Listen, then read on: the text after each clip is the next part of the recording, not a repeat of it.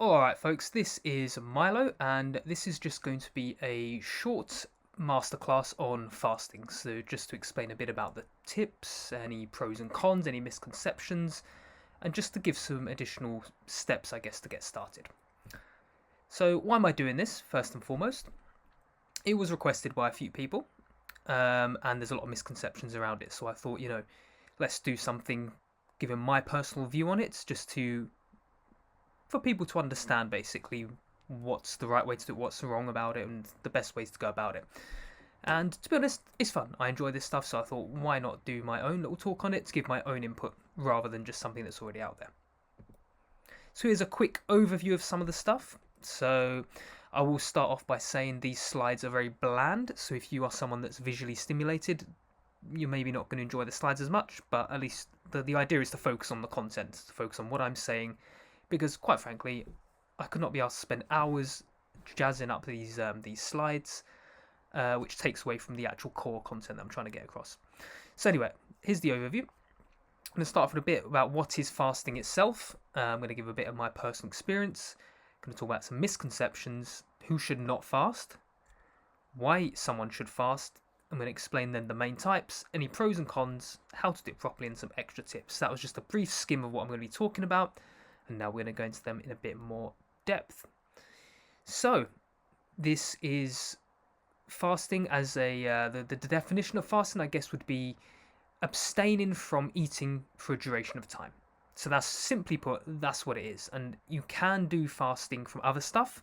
Obviously, here we've got things like technology, intercourse, all this other stuff too. But for the focus of this, it's going to be fasting from food. Okay, so as I'm going to go into more depth in the later slides, there's different durations that can be done. But the core principle of it is you don't eat for a duration of time. And I'm not talking about 30 minutes you don't eat, 1 hour you don't eat. It's got to be, at least a few hours for it to count as an official fast. So, and like I say, this is not the scientific definition of it.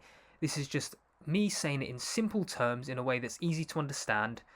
If someone's just getting into fasting, we just want it to be simple. It's all good using this fancy terminology, but if it doesn't, you don't understand it, then it's a bit pointless. So, a bit about my personal experience. So, I initially started over 5 years ago, and I can't even remember when it was, between 5 to 10 years ago, somewhere around that range. And I actually started doing intermittent fasting. I'll explain more of that later on, but that's basically when you eat during a certain window of the day. So you may eat from 12 to 8 p.m., something like that. So I started off with that for a good year or two, but then I gradually started building up from there. So eventually I would do, rather than just a few hours fasting, extend it a bit more to half a day, then gradually went up to a full day fast, and then I did multiple days. And eventually I did start doing some extended fasts between 5 and 10 days, eventually be up to 10 days. And now what I do is I just do smaller fasts, for example, 1 day, 2 day, but I just do them a bit more frequently rather than doing it like once a year, an extended fast. So that's a bit about me, and it's been beneficial for me, so this is why I'm doing it, to help others. A few misconceptions and myths. There's a lot of these misconceptions, don't get me wrong, but here's the three main ones. The first one is obviously it's dangerous and not healthy. Now, this is wrong because I personally experienced it, obviously, so I know it's not dangerous and not healthy. But it's only beneficial, and I guess it's not going to harm you if you do it properly and you don't have any underlying health conditions. So if you've done it, you've never fasted before and then you try and do a 30-day fast, obviously you're going to be harmed, you're going to have serious impacts. Or if you've got serious health conditions and you try and fast, of course you're going to experience some problems with fasting and you're going to say it's dangerous and it impacted me severely. But if it's done under correct guidance, you do it properly, gradually, it's actually one of the most beneficial and healthy things possible because it's just cleansing out the body. Okay? So, another one is you can't exercise while fasting. A lot of people say, I've not had breakfast, so I can't go to the gym, I can't do my exercise. This is also wrong because more often than not, we're not actually hungry. It's just our mind that is, freaking out about the fact that we've not eaten. The mind starts, because we're used to having consistent eating every 3-4 hours, whatever it is for each of us. Because of that, when you don't eat in that time window, your mind's going, we're going to die, we're going to die, we're going to die. Okay? So you can do exercise. I do it quite a lot actually. But But it also depends on the intensity. Like if you're a professional athlete training at the top elite level, obviously I'm not going to say go fast before you do a big competition. This is just for the generic person that's doing casual fitness. You're doing your own goals, but you're not like if you're training to compete at the top level. Obviously, you're going to eat accordingly. Maybe you don't fast, but for the average person, just looking to improve their health, their diet, you can exercise while fasting. And the last one, people say it slows down metabolism, and I think this is false because the way I see it, it's like you're giving the body a break. Because imagine if your body's been working overdrive every day for like 30, 40, 50 years, you've never given it a break. It needs a bit of a rest. So that's the way I see it. You give it a bit of a rest for then it to perform better going down the line. So, as I did say, there are, alongside with the misconceptions, there are some people that should not fast. Fasting is not for everyone. So the most common people that should not fast, the common categories, is pregnant women, young children, because young children obviously are not fully developed, so you don't want to impact their development. People with eating disorders, because obviously, it could cause a negative like feedback loop, negative like mental image of eating. You don't want to, encourage not eating from them, and then it becomes like a permanent thing. They do it just as escapism or stuff like I can't remember some of the names, but basically stuff like people that don't like eating and people that eat too much. You don't want to encourage that. Obviously, if you've got certain medical conditions or medications, you may be required to eat at certain times. You don't want to go against this. Elderly people, obviously, your metabolism's working a lot slower, so you don't want to obviously limit yourself if you're too elderly and you're not functioning as well as you could be, like you would in younger days. And if you've got significant mental health issues. Now, there's exceptions to all these rules, of course. If your body's conditioned, if you're an elderly person, you've been fasting for the past 50 years, you may be more conditioned, so you may be an exception. This is generic. Everything's generic. So people that go, oh, I'm elderly and I fast. Yes, okay. This is generically speaking. Who should fast, or why you should fast even. So, discipline. Imagine that you are fasting consistently every week or every other week and every month. It's the discipline to just not eat whenever your body goes, I'm hungry. So that one's kind of obvious. Now, autophagy, I don't know how you properly say that word, to be honest, but what this word means is basically, one, it cleanses the body, as I mentioned, but two, the cells basically end up eating each other, which almost is why the body can cleanse. So you cleanse out all the toxicity, all the waste in your body, and you flush it out, basically. So like I said, I butchered the word itself, but the idea behind it is, it just flushes out all the toxins, so then you're almost in a clean slate, basically. And leading on from that, it gives the body a break, doesn't it? As I mentioned earlier, if your body's been working on full throttle, full force for the past years, just give it a break. Like, you wouldn't work 24 hours a day every day of the week, would you? So think of it the same as for your body. Reduces inflammation, so it's good for stuff like if you've got people have like IBS, bowel conditions, even like inflammation in your joints. I do remember one time actually, when I was a bit heavier in body weight, my knees were getting swollen, and just doing simple exercises felt tight and sore and everything, and I ended up doing a few-day fast, and I just felt lighter, looser, the body felt good. So it does help with joints, with your internal organs. And number 5, mental clarity. Now, this one, you only really experience mental clarity after you've done an extended fast. So once it gets past the 2-3 day mark, that's when you tend to experience mental clarity, because initially all you're thinking about is the hunger. Oh my god, I'm gonna die, I can't survive, I can't function. So really it's only on the extended days of fasting that you will experience mental clarity. And this is because, once again, the initial first half a day, 2 days, you're purging all that stuff out, so everything's going to feel 10 times worse. But once you've purged it out, because it's a clean slate, that's when you get the clarity, you see things clearly. And the last one is weight loss. This is not, I don't recommend people do it purely for weight loss, just because once again you become a bit reliant on it. Like, for example, you may end up just eating junk food one day, and then you go, well, I'll fast the next day, so it's fine, it's not an issue. So it can become a bit of a toxic pattern, but obviously it does help. Just common sense. If you're not eating, you're going to lose weight, aren't you? That's just common sense, all right? So there's main types of fasting. There are way more different types and variations of fasting, but for the purpose of this, I'm just going to stick to some of these main ones. Um, and I guess the ones that I'll be focusing predominantly on will probably be those full days and intermittent fasting, because I've had a lot more experience doing them. But I'll talk about these ones anyway. So, intermittent, which I mentioned how I got started, of course. This is when you fast it. Now, it's meant to be between an 8-hour window. So you'd eat in an 8-hour window even. So let's say 12 p.m. till 8 p.m. That's when you do all your eating. Okay, so that's just the simple terminology of it, the simple process behind it. And to make it even simpler, if you're first starting out and maybe it doesn't fit your lifestyle, maybe you're working during certain hours, so you can't do it during those times. You can't eat in those times.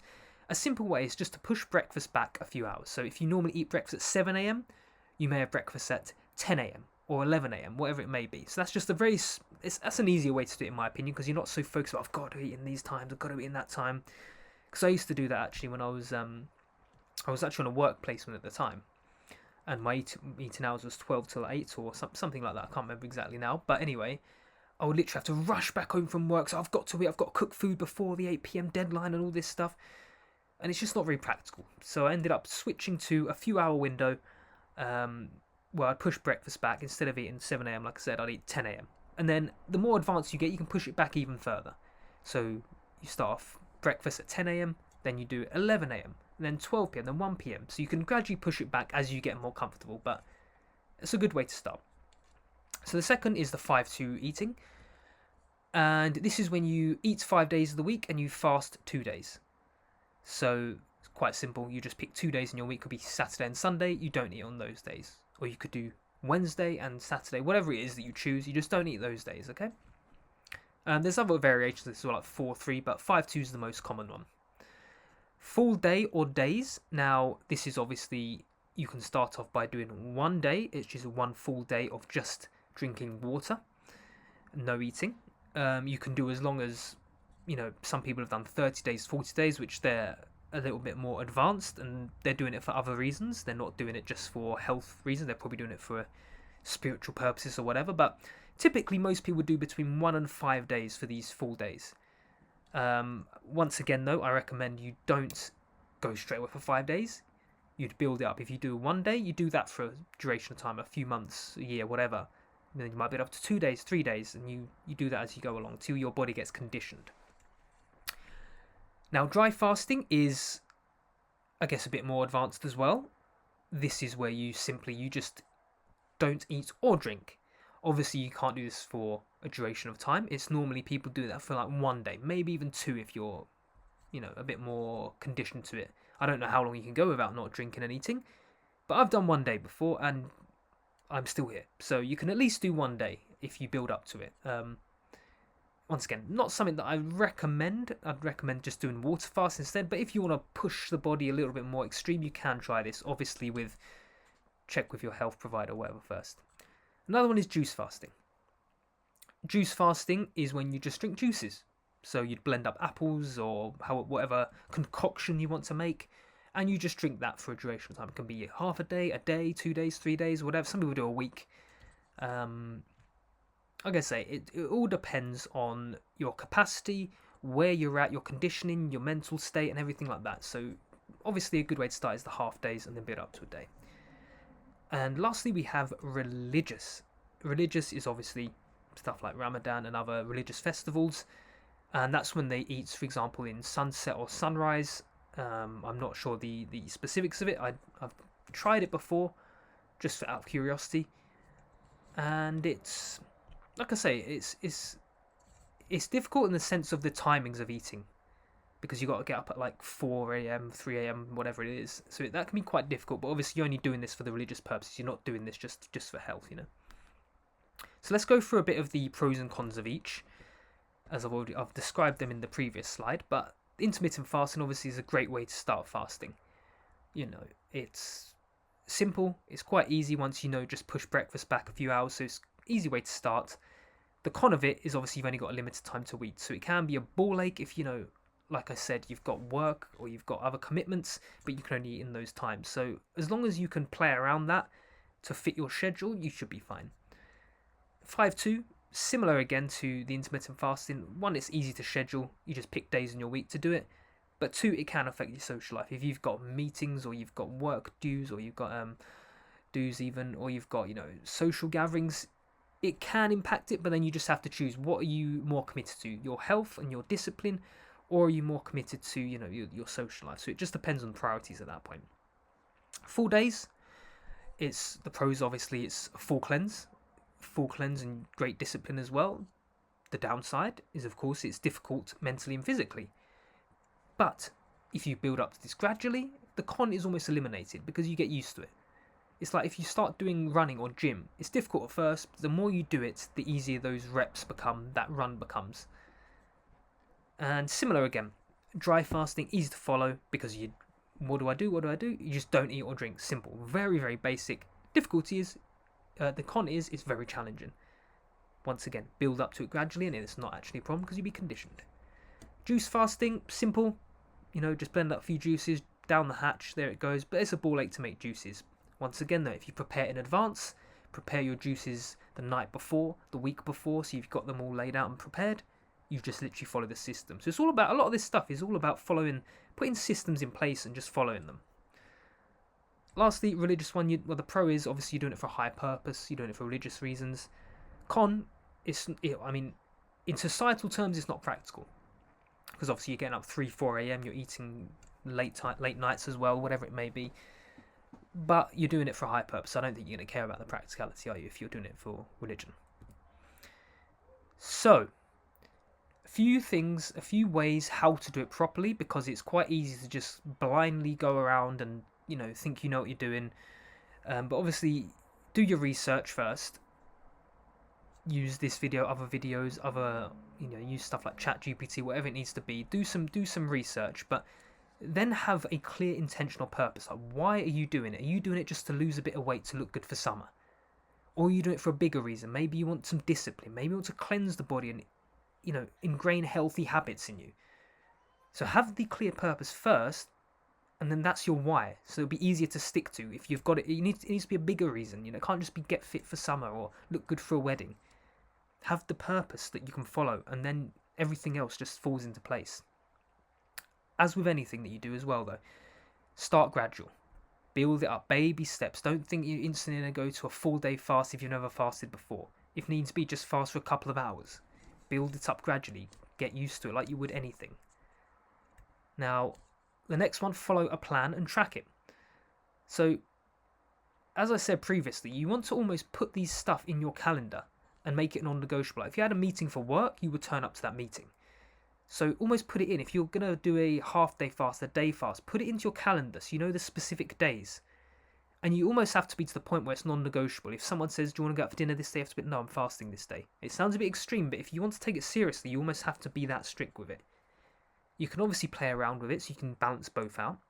You can, for example, say, I'm not going to fast on the weekends because I spend time with my kids or my girlfriend, boyfriend, whatever.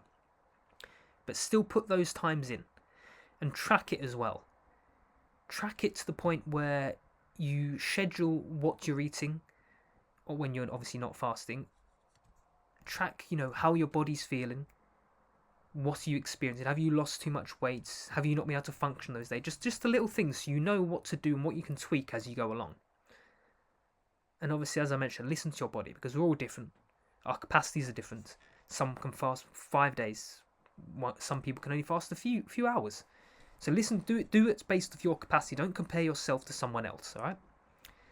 And I would also say as well, lastly, choose one method and actually stick to it for a duration. So don't try and do 10 different ones in a week, in 2 weeks, in 3 weeks. Choose one, for example, if it's juice fasting, and stick to that for a duration of time. You can choose it. It's whatever it is for you. But ideally, I would say at least do it 3 to 4 weeks minimum to actually see if it's, beneficial. I'm not saying 3 to 4 weeks straight. But say you do juice fasting 2 days a week. Do that for like 3 weeks in a row or a month in a row just to see what benefit happens. Or you do intermittent fasting. Try it for a month just to see what happens. And then you can adapt, see what worked, see what didn't, and you can try and extend the duration you do it or do a different fasting method. But choose one initially and just stick to that for a while, whatever it is for you. Some additional tips as well to keep you going and get you started. Now, this one, I say consult with a healthcare provider, and I put if need be there because a lot of these these healthcare providers or doctors in society, they have a very fixed approach to things. So you need to find one that's,